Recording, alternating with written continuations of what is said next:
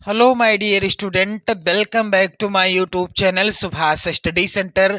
Class 10th के जितने भी मेरे प्यारे बच्चे 24 फरवरी 2025 को हिंदी विषय के पेपर में 70 में 70 अंक लाना चाहते हैं, जिनका 70 में 70 अंक लाने का लक्ष्य है, आज के इस वायरल मॉडल पेपर को जरूर देखिएगा, क्योंकि मैं लेकर के आ चुका हूं आपकी बोर्ड परीक्षा यानी कि 24 फरवरी 2025 हिंदी विषय के पेपर के लिए एक और हिंदी विषय का वायरल मॉडल पेपर।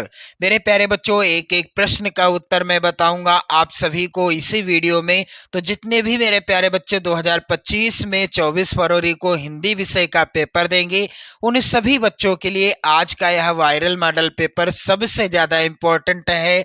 मेरे प्यारे बच्चों, कोड आप लोग याद कर लीजिएगा 801 DC। और यहाँ पर आपको बोर्ड एग्जाम में अपना अनुक्रमांक लिखना होगा, रोल नंबर, जो भी आपका रोल नंबर होगा, यहाँ पर आपको अपना नाम लिखना होगा। और इसके बाद आप यहाँ पर ध्यान दें, 3 घंटे 15 मिनट का समय आपको बोर्ड एग्जाम में मिलेगा। पेपर का पूर्णांक रहेगा 70 अंकों का, जैसा कि आप सारी चीजें यहाँ पर जानते ही हैं।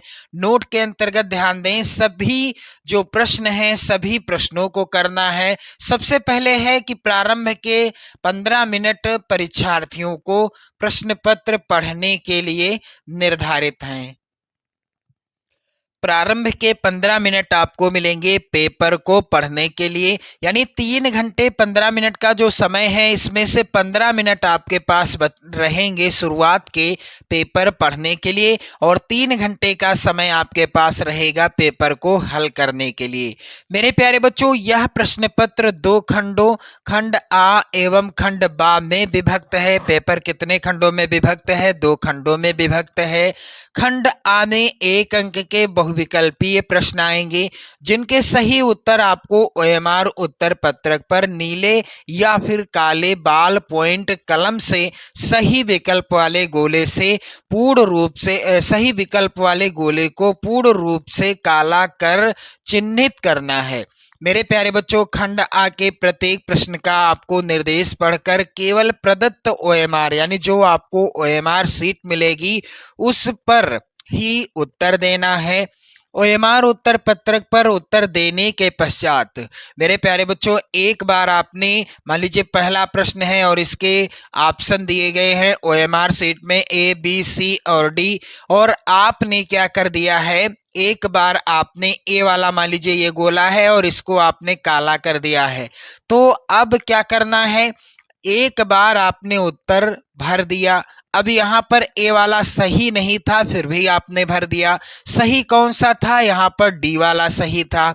अब ना तो आप इसको काट सकते हैं, क्योंकि यहाँ पर स्पष्ट लिखा हुआ है निर्देश में, ना ही इरेजर से इसको साफ कर सकते हैं, और ना ही यहाँ आप व्हाइटनर लगा सकते हैं। कुछ नहीं करना। इसलिए जब भी आप गोला भरिएगा, बिल्कुल सावधानी से भरिएगा। जब तक आपको कंफर्म ना हो जाए प्रश्न का उत्तर, तब तक आप गोला मत भरिएगा, क्योंकि उसके बाद आप कुछ भी नहीं कर सकते। यहाँ पर स्पष्ट मना किया गया है यूपी बोर्ड के दिशा निर्देशों के अनुसार। चलिए आगे बढ़ते हैं। प्रश्न के अंक उसके सम्मुख अंकित हैं। कौन सा प्रश्न कितने नंबर का है? 1 नंबर का है, 4 नंबर का है, या 5 या 6 या 7 नंबर का है, इसका भी विवरण देखने को मिलेगा। खंड बा में 50 अंक के वर्णनात्मक प्रश्न हैं। खंड बा जो होगा उसमें 50 अंक के वर्णनात्मक प्रश्न आएंगे।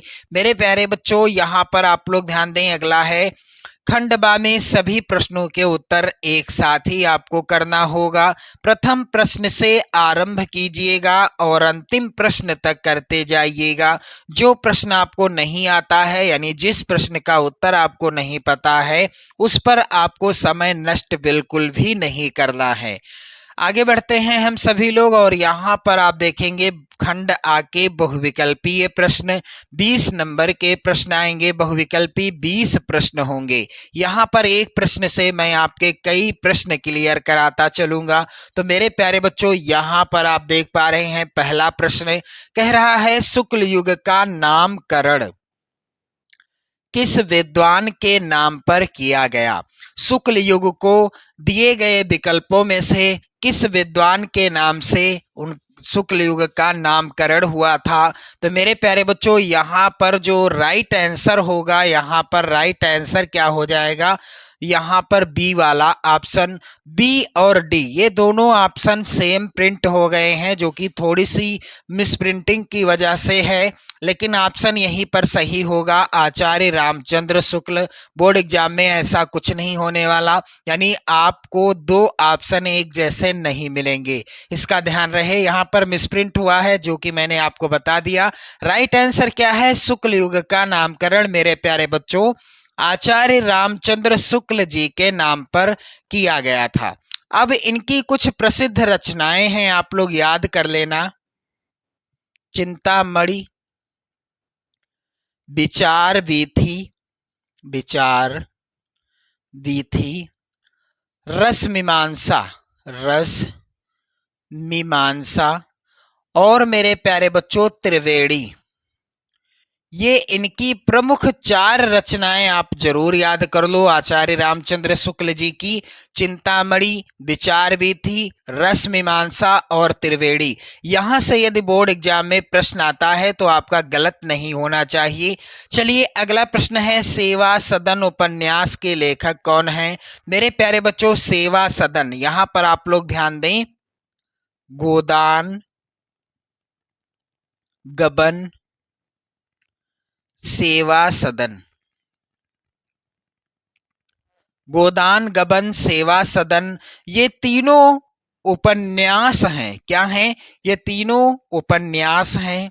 और इन तीनों उपन्यासों के लेखक या रचनाकार कौन है? राइट आंसर होगा यहाँ पर सी वाला ऑप्शन, मुंशी प्रेमचंद। तो गोदान गबन सेवा सदन किसकी रचनाएं हैं? मुंशी प्रेमचंद जी की।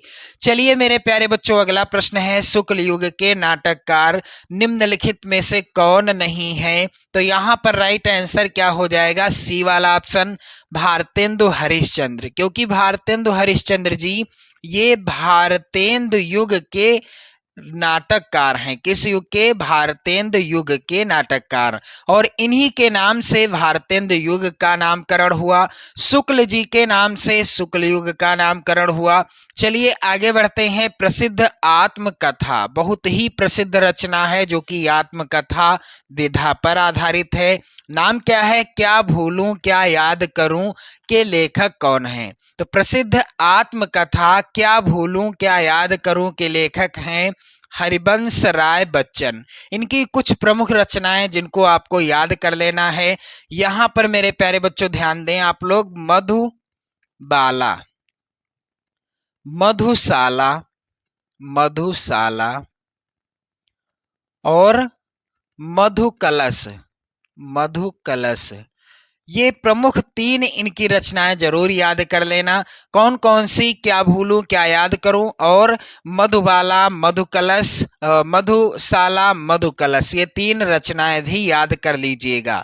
चलिए मेरे प्यारे बच्चों आगे बढ़ते हैं और अगला प्रश्न यहाँ पर आप लोग यहाँ पर देखेंगे, निम्नलिखित में से कौन प्रसिद्ध यात्रा साहित्यकार हैं? मेरे प्यारे बच्चों यहाँ पर राइट आंसर होगा डी वाला ऑप्शन, राहुल सांकृत्यायन जी। अगला प्रश्न है, रीतिकाल के वीर रस के प्रसिद्ध कवि कौन हैं? तो रीतिकाल के वीर रस के कवि मेरे प्यारे बच्चों यहाँ पर राइट आंसर होगा डी वाला ऑप्शन, महाकवि भूषण जी हैं। इनकी प्रसिद्ध रचना आप लोग याद कर लेना, छत्रसाल दशक, छत्रसाल दशक। यह रचना किसके द्वारा लिखी गई है? यह रचना मेरे प्यारे बच्चों लिखी गई है महाकवि भूषण जी के द्वारा। अगला प्रश्न है, रामचंद्रिका के रचनाकार कौन हैं? तो मेरे प्यारे बच्चों राइट आंसर क्या होगा?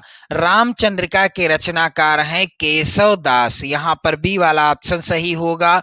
और रसिक प्रिया भी केशव दास जी की रचना है। रामचंद्रिका, रसिक प्रिया, ये दोनों रचनाएं केशव दास जी की रचनाएं हैं। केशव दास जो कि रीति काल के कवि हैं, आप लोग याद कर लेना, केशव दास यदि प्रश्न आता है किस काल के कवि हैं तो ये रीति काल के कवि हैं।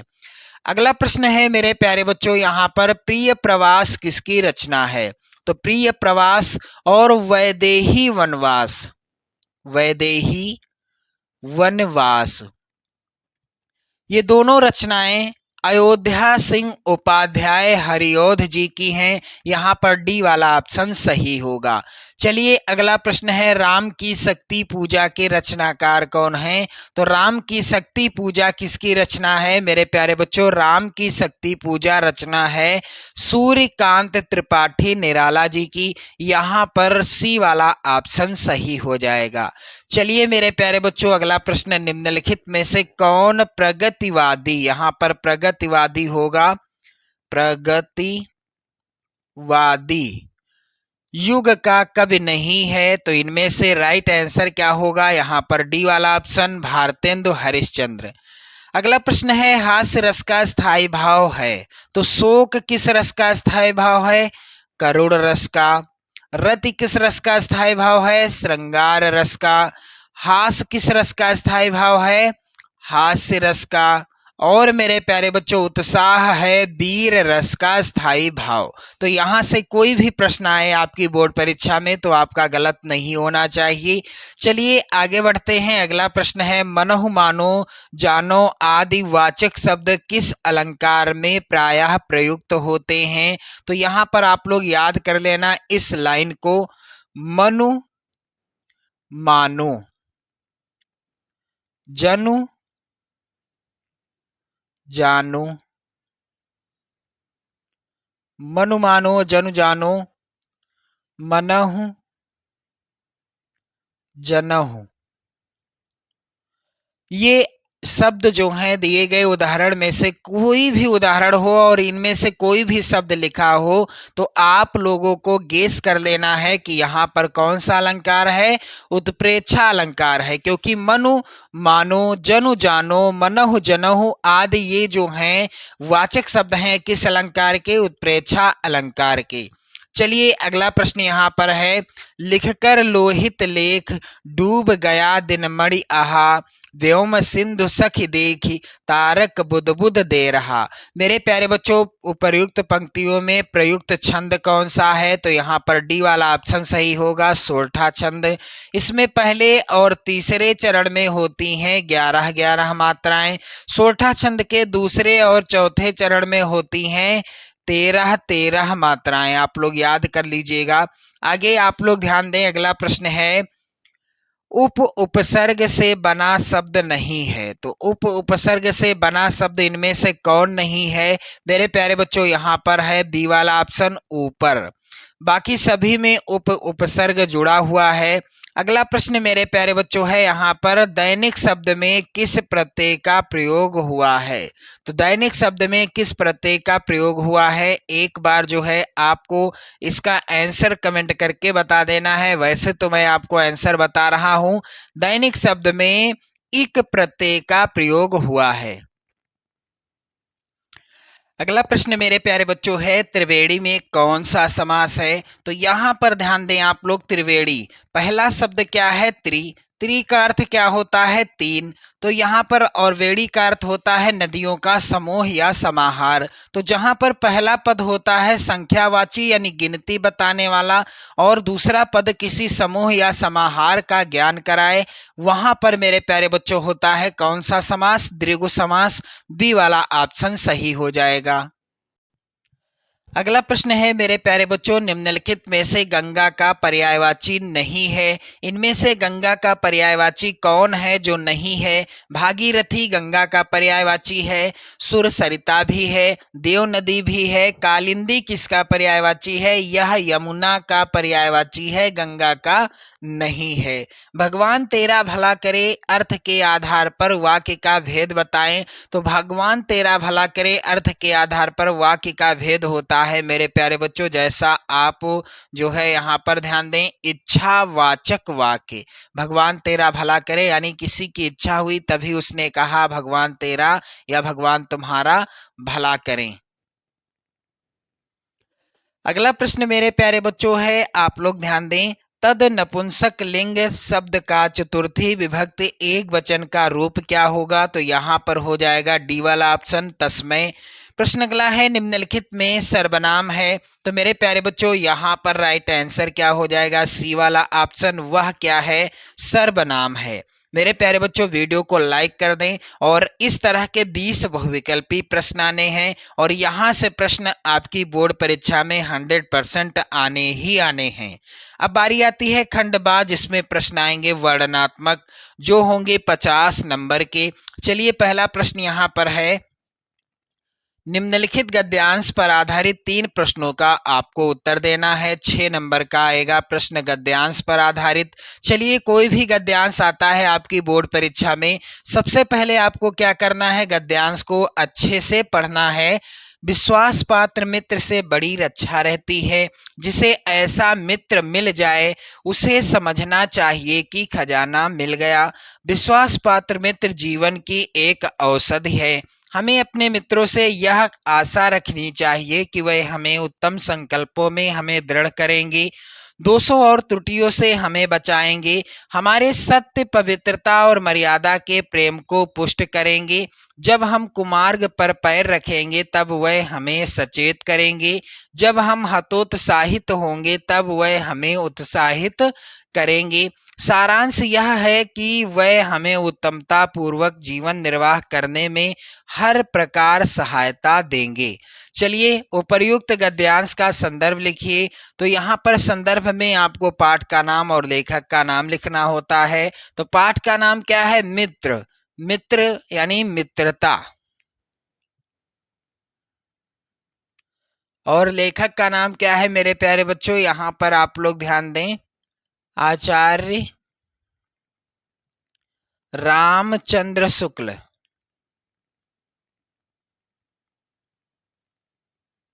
आचार्य रामचंद्र शुक्ल। तो यहाँ पर आप देखेंगे अगला प्रश्न है, गद्यांश के रेखांकित अंश की व्याख्या कीजिए। तो यहाँ पर इस गद्यांश में आप लोग ध्यान दीजिएगा, विश्वास पात्र मित्र से बड़ी रक्षा रहती है। जिसे ऐसा मित्र मिल जाए उसे समझना चाहिए कि खजाना मिल गया। विश्वास पात्र मित्र जीवन की एक औषधि है। तो यहाँ पर इतना ही रेखांकित अंश है, तो इतने ही रेखांकित अंश की व्याख्या आपको करनी होगी। अगला प्रश्न है, लेखक ने विश्वास पात्र मित्र की तुलना किससे और क्यों की है। इस तरह का प्रश्न आएगा आपकी बोर्ड परीक्षा में, तो आप गद्यांश से ही कर लेंगे। अथवा में यहाँ पर गद्यांश बहुत ही ज्यादा इंपॉर्टेंट है। मानव मन सदा से ही अज्ञात के रहस्यों को खोलने और जानने समझने को उत्सुक रहा है। जहां तक नहीं पहुंच सकता था वहां वह कल्पना के पंखों पर उड़कर पहुंचा। उसकी अनगढ़ और अविश्वसनीय कथाएं उसे सत्य के निकट पहुंचाने में प्रेरणा शक्ति का काम करती रही। अंतरिक्ष युग का सूत्रपात 4 अक्टूबर 1957 को हुआ था, जब सोवियत रूस ने अपना पहला स्पुतनिक छोड़ा। प्रथम अंतरिक्ष यात्री बनने का गौरव यूरी गागरिन को प्राप्त हुआ। पहला प्रश्न है, उपर्युक्त गद्यांश का संदर्भ लिखिए। तो ये जो गद्यांश है किस पाठ से लिया गया है, पानी में चंदा। पानी में चंदा और चांद पर आदमी। पानी में चंदा और चांद पर आदमी पाठ के रचनाकार कौन है इस पाठ के, जयप्रकाश भारती जी। जयप्रकाश भारती जी हैं। अगला प्रश्न है, गद्यांश के रेखांकित अंश की व्याख्या कीजिए। तो जो गद्यांश में रेखांकित अंश होगा उसी की व्याख्या करनी है और कोई एक गद्यांश हल करना है। मैंने दोनों को यहाँ पर बता दिया है। चलिए आगे बढ़ते हैं। अगला प्रश्न यहाँ पर प्रश्न संख्या 2 है, निम्नलिखित में से किसी एक पद्यांश पर आधारित सभी प्रश्नों का उत्तर दीजिए। 6 नंबर का ये प्रश्न आएगा। पद्यांश क्या है मेरे प्यारे बच्चों, ऊधो मन न भये 10-20, एक हुतो सो गयो श्याम संग को अवराधे ईस, इंद्रिय शिथिल भई केशव बिनु, ज्यों देहि बिनु शीस। मेरे प्यारे बच्चों आप लोग ध्यान दें, यहाँ पर ज्यों देहि बिनु शीस, ये जो है बहुत ही ज्यादा इंपॉर्टेंट पद्यांश है। आगे यहाँ पर आप सभी लोग यहाँ पर समझिएगा शेष पद्यांश, जो कि इस प्रकार से है। मेरे प्यारे बच्चों, आशा लाग रहत तन श्वासा, जीवहि कोटि बरीस, तुम तो सखा श्याम सुंदर के सकल जोग के ईस, सूर हमारे नंद नंदन बिनु और नहीं जगदीश। पहला प्रश्न है, उपर्युक्त उपर्युक्त पद्यांश का संदर्भ लिखिए। तो ये जो पद्यांश है पद शीर्षक पाठ से लिया गया है और इसके रचनाकार कौन हैं आप लोग ध्यान दीजिएगा। इसके रचनाकार हैं हमारे यहाँ पर ध्यान दें सूरदास जी। सूरदास जी हैं यहाँ पर जो पहला पद्यांश है इस पद्यांश के रचनाकार। रेखांकित अंश की व्याख्या कीजिए। तो जो रेखांकित अंश है उसी की व्याख्या आपको करना है। तो चलिए आगे बढ़ते हैं मेरे प्यारे बच्चों। इंद्रिय शिथिल भई केशव बिनु ज्यों देहि बिनु शीस उपर्युक्त कविता में प्रयुक्त अलंकार का नाम लिखिए। इस तरह का आया है। अथवा में भी पद्यांश है मेरे प्यारे बच्चों, चाहे तो आप अथवा वाले हल कर सकते हैं। विश्वत रेखा का वासी जो जीता है नित हाफ हाफ कर रखता है अनुराग अलौकिक वह भी अपनी मातृभूमि पर। ध्रुववासी जो हिम में तम में जी लेता है कांप कांप कर वह भी अपनी मातृभूमि पर कर देता है प्राण निछावर। पहला प्रश्न है प्रस्तुत पद्यांश का संदर्भ लिखिए। तो प्रस्तुत पद्यांश स्वदेश प्रेम शीर्षक कविता से लिया गया है। रचनाकार हैं राम नरेश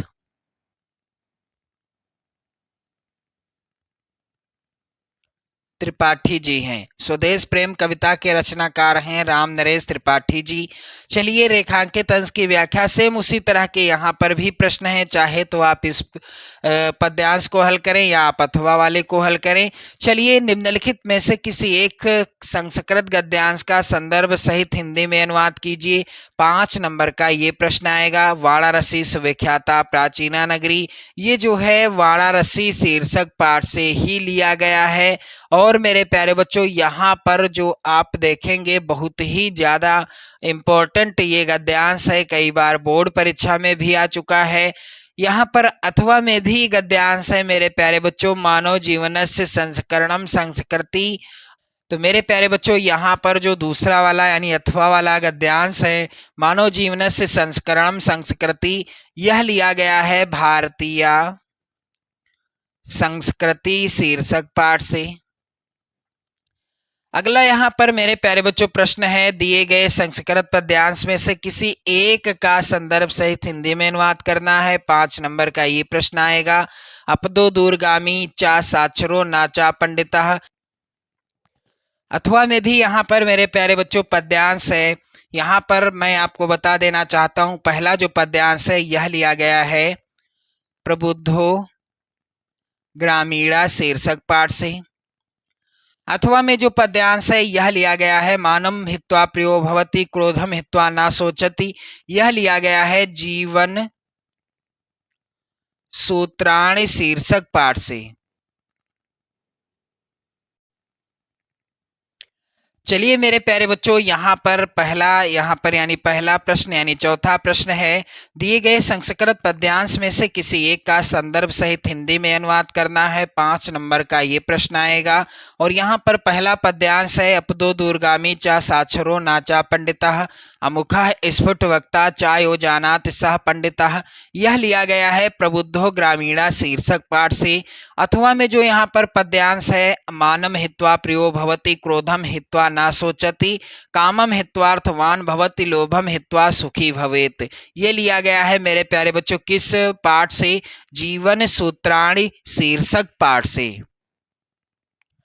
अगला प्रश्न मेरे प्यारे बच्चों प्रश्न संख्या 5, यहाँ पर अपने पठित खंड काव्य के आधार पर निम्नलिखित प्रश्नों में से किसी एक का उत्तर देना है आपको। 3 नंबर का प्रश्न आएगा। अब जो खंड काव्य आपके जिले के लिए निर्धारित है उस खंड काव्य के किसी एक प्रश्न का आपको उत्तर देना होगा। यहाँ पर आप देख सकते हो प्रत्येक खंड काव्य से 2-2 प्रश्न लिए गए हैं। चलिए आगे बढ़ते हैं। अगला प्रश्न यहाँ पर है, दिए गए 6 का के अंतर्गत दिए गए लेखकों में से किसी एक लेखक का जीवन परिचय लिखना है आपको और उनसे संबंधित रचना का नाम भी याद कर लेना है। 5 नंबर का प्रश्न आएगा, आचार्य रामचंद्र शुक्ल, जयशंकर प्रसाद और डॉक्टर राजेंद्र प्रसाद, ये 3 जीवन परिचय आप जरूर तैयार कर लेंगे। आप लोग ध्यान दीजिएगा, 2025 बोर्ड एग्जाम के लिए सबसे ज्यादा इम्पोर्टेंट हैं। चलिए मेरे प्यारे बच्चों, अगला है यहाँ पर प्रश्न, दिए गए कवियों में से किसी एक कवि का जीवन परिचय लिखना है और उनकी एक रचना का नाम लिखना है। 5 नंबर आपको यहाँ पर भी मिलेंगे। मेरे प्यारे बच्चों, यहाँ पर आप लोग ध्यान दीजिएगा, सूरदास, बिहारी लाल और श्याम नारायण पांडे, इनका जीवन परिचय इंपॉर्टेंट है 2025 बोर्ड एग्जाम के लिए। आप लोग जरूर तैयार कर लीजिएगा इनका जो है जीवन परिचय। अपनी पाठ्य पुस्तक, अगला प्रश्न है, अपनी पाठ्य पुस्तक में से कंठस्थ कोई एक श्लोक लिखिए जो इस प्रश्न पत्र में ना आया हो। 2 नंबर आपको यहाँ से मिलेंगे। प्रश्न अगला है, निम्नलिखित प्रश्नों में से किन्हीं 2 प्रश्नों का उत्तर संस्कृत में दीजिए। मेरे प्यारे बच्चों, इन सभी प्रश्नों को आप तैयार कर लेंगे, इनका उत्तर तैयार कर लेंगे। कुत्र मरणम मंगलम भवति, पुरु राजा केन सह युद्धम अकरोत् और ज्ञानम कुत्र संभवति। अगला प्रश्न मेरे प्यारे बच्चों है, अस्माकं संस्कृते का नियमः। प्रश्न अगला है, निम्नलिखित में से किसी एक विषय पर निबंध लिखना है। 7 नंबर का प्रश्न आएगा। जल है तो कल है, विज्ञान अभिशाप या वरदान, देश प्रेम या स्वदेश प्रेम, प्रदूषण की समस्या और समाधान। मेरे प्यारे बच्चों, यदि आप जो है अपने जो है इन विषयों को तैयार कर लेते हैं 2025 बोर्ड एग्जाम के लिए, तो मैं वादा कर सकता हूं यहाँ से किसी न किसी विषय पर निबंध जरूर पूछा जाएगा। चलिए आगे बढ़ते हैं। प्रश्न संख्या 10 है, अखिल भारतीय वाद विवाद प्रतियोगिता में प्रथम पुरस्कार विजेता मित्र को एक बधाई पत्र मिलता, यानी बधाई पत्र लिखना होगा। अगला है यहाँ पर, अथवा में अपनी विशेष रुचियों का इस्तेमाल करते हुए अपने मित्र को पत्र लिखिए। तो मेरे प्यारे बच्चों, इस तरह से आपने देखा हिंदी विषय का बिल्कुल वायरल मॉडल पेपर। एक एक प्रश्न को मैंने आपको क्लियर समझा दिया है। उम्मीद करता हूँ आपको अच्छे से समझ में भी आ गया होगा। तो वीडियो को लाइक कर दो, चैनल पर यदि आप नए हो तो चैनल को भी सब्सक्राइब कर दो। जय हिंद।